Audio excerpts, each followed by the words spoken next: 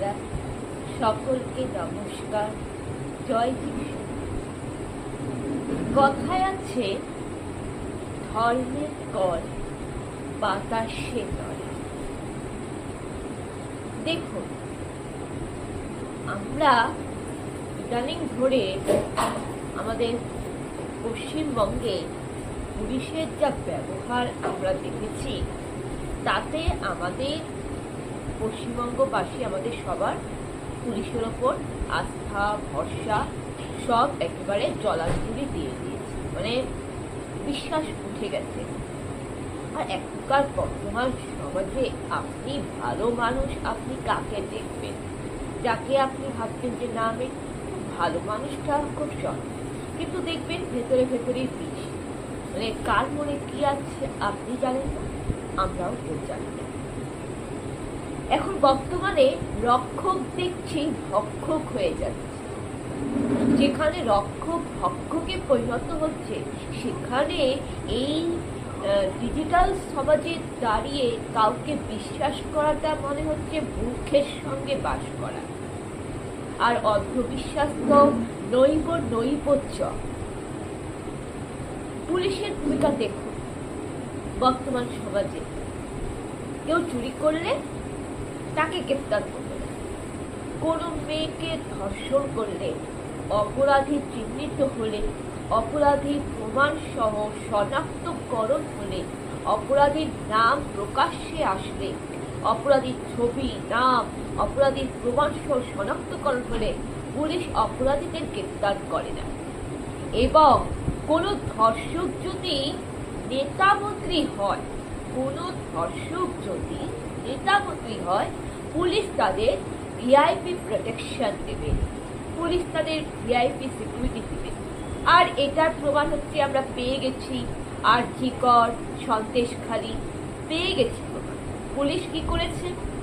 Police অপরাধীদের মদত করেছে, অপরাধীদের সাপোর্ট করেছে। এই তো আর.জি. করের ঘটনা আপনারা সবাই জানেন। আর.জি. করের কেসের প্রমাণটাকে লোপাট করো তারা থানার ওসি। আর.জি. করের অপরাধীদের প্রশ্রয়কে দিল একজন পুলিশ। পুলিশ আবার কি করলো? পুলিশের ভূমিকা দেখুন। এই অপরাধীদের প্রশ্রয় দিচ্ছে, ধর্ষণকারীদের পুলিশ শাস্তি দেয় না, উল্টা কি করে?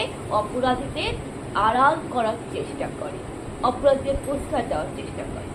এই যে 26,000 প্যানেল বাতিল হলো এসএসসি পরীক্ষার, যেখানে যোগ্য টিচাররা চাকরি হারা হলো। টিচারদের আন্দোলনে পুলিশ কি করলো? পুলিশ আরো একটা বড় পাপ করলো। কি পাপ করলো? যে শিক্ষাগুরুর কাছে পড়াশোনা করে পুলিশ শিক্ষাগুরু হয়েছিল, পুলিশের চাকরি পেল, পুলিশ যে ইউনিফর্মটা পরে আছে কার জন্য? সেই তার টিচার, তার শিক্ষকের জন্য। আর পুলিশ কি করছে? আন্দোলনকারী শিক্ষকদের গায়ে পা দিয়ে লাথি মারছে, ঘাট ধাক্কা দিচ্ছে।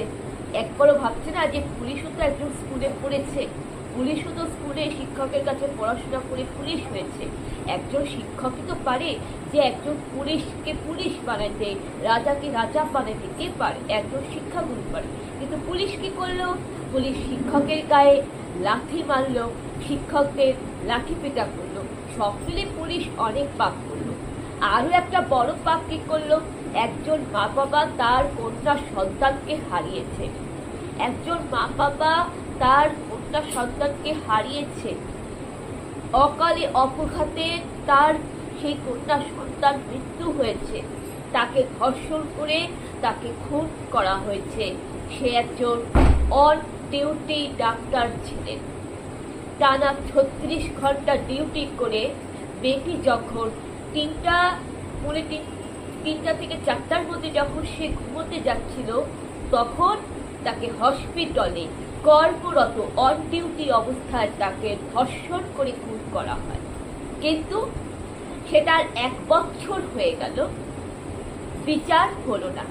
আর তাই তার মা বাবা মেয়ের বিচারের জন্য যখন 9 আগস্ট, 14ই আগস্ট এই 2025 সালে, এই বছর, মানে অভয়ার কেসের 1 বছর পরে, এই 9 আগস্ট, এই 14ই আগস্টে যখন অভয়া দিদির মা বাবা যখন একটু শেষবারের মতো আশা রেখে রাজ্য সরকারের উপর একটু বিশ্বাস ভরসা রেখে, বিচারের ওপর ভরসা রেখে যখন উই ডিমান্ড জাস্টিস স্লোগান দিতে, যখন মেয়ের বিচারের দাবিতে আন্দোলনে ছিলেন, তখন পুলিশ কি করলো? আন্দোলনকারীদের উপর লাঠিচার্জ করলো, আর অভয়া দিদির মা বাবার মাথায় বড় একটা লাঠির বাড়ি মেরে মাথার মধ্যে একটা টিউমারের মতো ফুলিয়ে দিয়েছিল।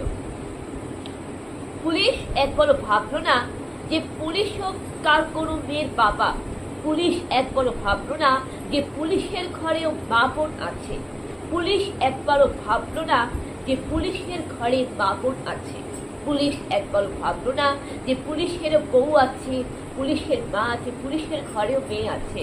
যখন জনতা স্লোগান দিচ্ছে, পুলিশ তুমি লড়াই করো, তোমার মেয়ে হচ্ছে বড়, তোমার মেয়ে সিকিউরিটি নিরাপত্তা তুমি দেখো, সেটা পুলিশকে স্লোগান দিচ্ছে, তখন পুলিশ কি উচিত হয়নি যে অপরাধীদের ধরে অ্যারেস্ট করি?